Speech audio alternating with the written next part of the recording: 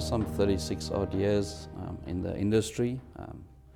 Started at what was then called the old Deon Cloete Airport, and over time from OR Tambo, Durban International, which later became King Shaka International, the regional airports. I was fortunate to spend time in all of those airports and be involved in them, and then eventually 12 years at Cape Town International as the General Manager for Cape Town International Airport.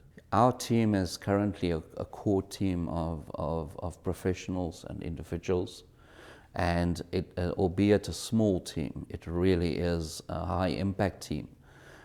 All of these team members are well seasoned and experienced, have done this type of development before, and therefore certainly we have the right team for the job at hand. This project is unique in the sense it's not the first airport we're doing. It is also not the first greenfield, almost greenfield. This airport has been in existence for 80 years. It's 80 years old. And what we are doing is we are celebrating and we are capturing the history of flying. That's the one part of this dimension. The other part is we're building an airport of the future. Many others are talking about these airports of the future. We're already doing it. And that is what makes it so different. When you talk about an airport of the future, it really speaks about how the landscape will change, where air travel becomes more accessible, becomes more affordable, also becomes a lot more environmentally friendly. And those are elements which makes this very, very unique.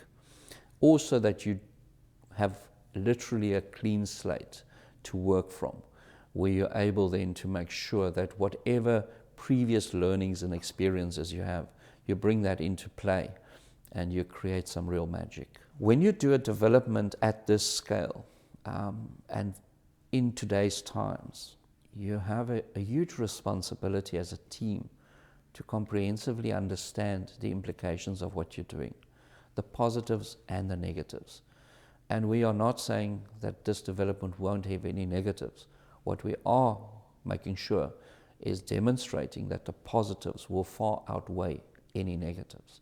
And when we talk about positives, it's about what we do on behalf and for the country in terms of creating critical transport infrastructure, how that is offered to a much needed market in terms of wanting or needing to fly and move between cities and countries and worlds, but also how this development will change the lives of people in and around the airport, particularly focusing on your surrounding communities and the broader metropolitan of Cape Town. The nature of this development is such that we will have to work very close hand in hand with the unwavering support from our different tiers of government, local, provincial and national, to make sure that we get this right.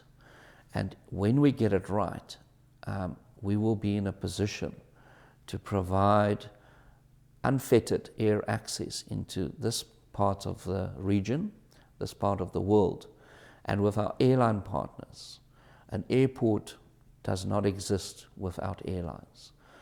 If we are able to provide the airlines with the required value proposition, and we know this now, we have been on this journey for a year and a half now, exploring, planning, assessing, and we know that this development will positively, in quite a significant way, impact on our airline partners.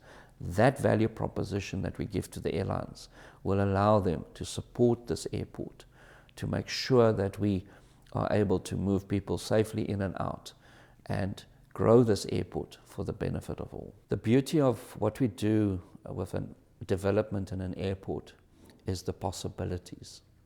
When you build a 3 or 3.5 kilometer road, you build a 3 and a 3.5 kilometer road, and you can travel 3 or 3.5 kilometers. When you build a runway of 3 or 3.5 kilometers, you can reach the other side of the world.